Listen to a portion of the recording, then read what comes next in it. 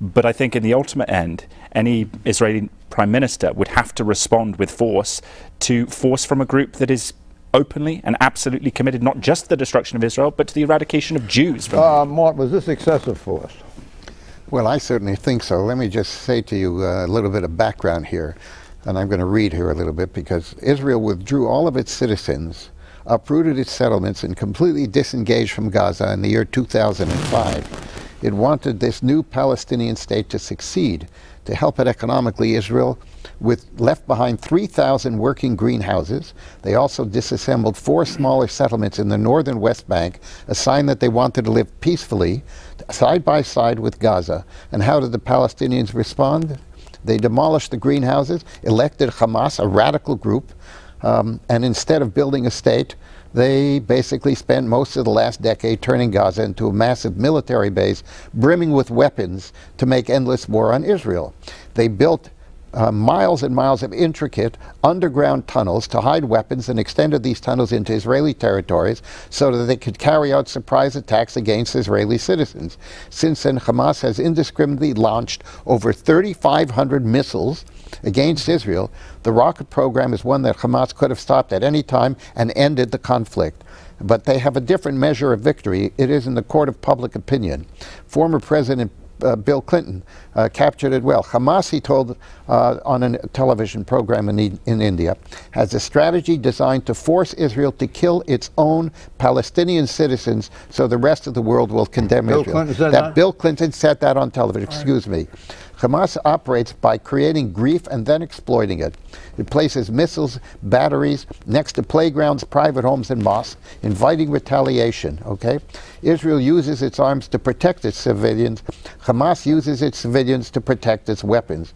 This shameful tactic to callously use women and children as human shields, while Hamas military leaders hide in their deep tunnels and their leader Khaled Mashal plots from a sanctuary in Qatar.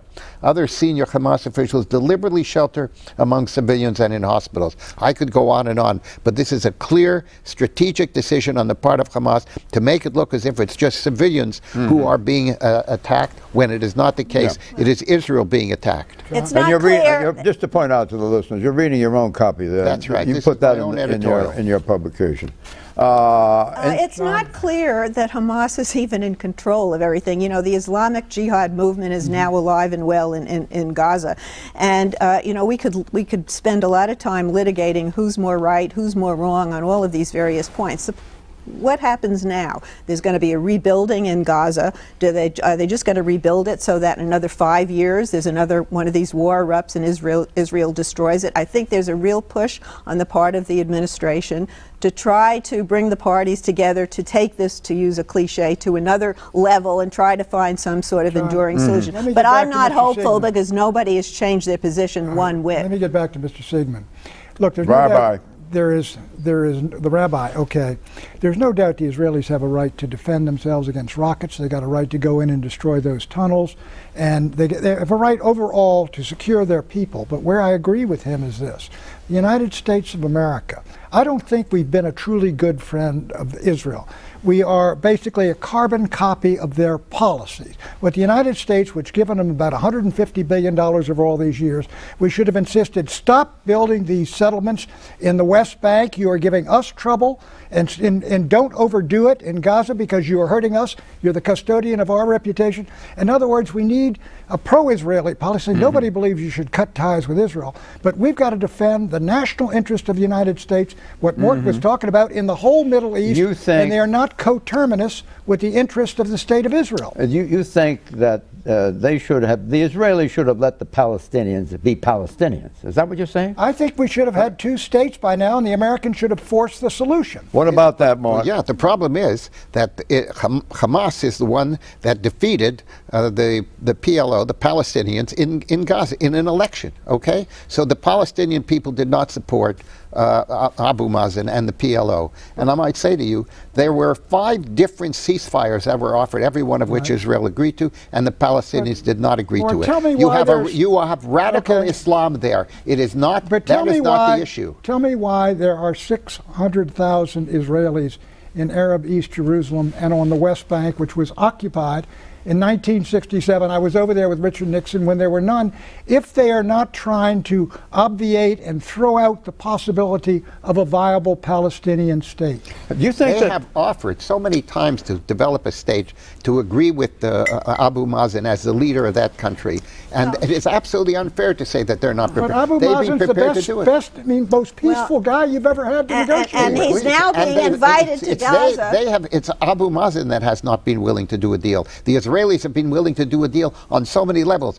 It's just, I've been a part of that, so I can tell you that. I know that for sure. Abu Mazen can't do a deal as long as the settlements keep going on, and the settlements have continued endlessly. But again, to bring it to the here and now, Abu Mazen is now being invited back into Gaza, and there's some effort that maybe they can put together a united Now, make clear that Abu Mazen is who? Mahmoud Abbas. Mahmoud Abbas, the head of the Palestinians. That's right. He has not been invited in West Bank, where he was basically thrown out persona non grata there, but apparently he has a house there that Hamas has not touched. The Israelis are not in opposition to the Palestinians. They're in opposition to the Muslim radicals, and it's the radicals who are involved on the other side from Abu Mazen. Do you think their policies are radicalizing everybody? Prime Minister Netanyahu could have accomplished what Mort describes as his aim without this 185,000 1,800 dead. 1,800 deaths, excuse me, 1,800 deaths, 1,800 deaths. I think there's a difficulty for Netanyahu in the sense that he has a coalition government with people on the right of him who have, quite frankly, their idea of a peace deal is quite different to what he believes it potentially could be. Is he a dove living No, with I think he's let's call him a centrist hawk, but he has hardline hawks in his administration. But again, I have to come down with more. You know, it's easy enough to sit outside the box, but if you're caught up in the emotion of the conflict and you think about, for example, Hamas, they still won't in the interviews. Do you still believe it's not just anti-Israel? It's fundamentally anti-Semitic. Even Hamas has offered a 10-year truce. What I would have done when they won the election is recognize Hamas as the winner and say it's conditional. If you send any rockets into Israel, we're going to de-recognize you, but we will work with you economically, humanitarily, but there are conditions on our recognition. We should do the same with Hezbollah. Do you think that Netanyahu has been convinced from the beginning that a two-state solution will work? Netanyahu said... Absolutely. Absolutely. I know this from direct personal knowledge. Netanyahu, hold it. Let me ask me. I'm sorry. I have been working with him directly on this issue. So don't tell me he can't do it, because I've been a part of it. All right, let me tell you what he said just recently. We are never going to take our security personnel off the West Bank, which means it's not going to be a Palestinian When did he say that? Just a couple of weeks ago. Here's the question. In terms of the battle for public opinion, who has come out ahead in this latest fighting between Israel and Gaza, or between Netanyahu and who? Well, Hamas and Abu Mazen. Hamas has regained a measure of prestige because it stood up to the Israelis. It was flat on its back. Israel has won a military victory, but been hurt very much in terms of support in Europe and parts of the United States, even in the Jewish community. Frankly, the people who have come off best as heroically are the Palestinian civilians. Hello. Yeah, I agree with that assessment, but Hamas has been strengthened because they managed to kill 60-odd IDF soldiers. They've been strengthened because they've managed to lose so many of their own citizens, right, which they like. And that they've stood up to that, and that has won the world's sympathy. So, I mean, I think it's a kind of a PR disaster. I would just say that Hamas, in contrast to Israel, are very happy that innocent Palestinians have died, because it's a political effect for them around the world in propaganda. There is, in my mind, there is no. They are happy those people are dead. So let's, we can debate about the politics, which is important, diplomacy, but at the level of moral purity, Hamas have absolutely no authority. In my opinion. They took, look, just think. You hear what he said? I'm happy those people are dead. I'm not going to go along with that. No, Hamas are, I think. You don't think Hamas are? No, I don't. Do you want to say something? Yeah, what did the Palestinians do with all the money and support they got? They didn't spend it on the welfare of their people. They spent it on arms, building these tunnels, preparing for an attack. That's what's been going on for the last decade. How do you think any other country would respond to it when they suddenly said there are over 3,500 missiles launched against them? What do you think we would do if Canada and Mexico were flying missiles into the United States, where 75% of the population had 60 seconds to get into a shelter as these missiles? What do you think we would do? Well, what do you think we have done under those circumstances? If we fought the same war every couple of years, maybe we'd try to think of something different. The Palestinians may have felt that if we want this to work, we're going to have to fight for it to work. They've been fighting for it over again. They haven't been negotiating for a settlement. Issue 3, Nixon remembered. I'm a fighter. I just didn't want to quit.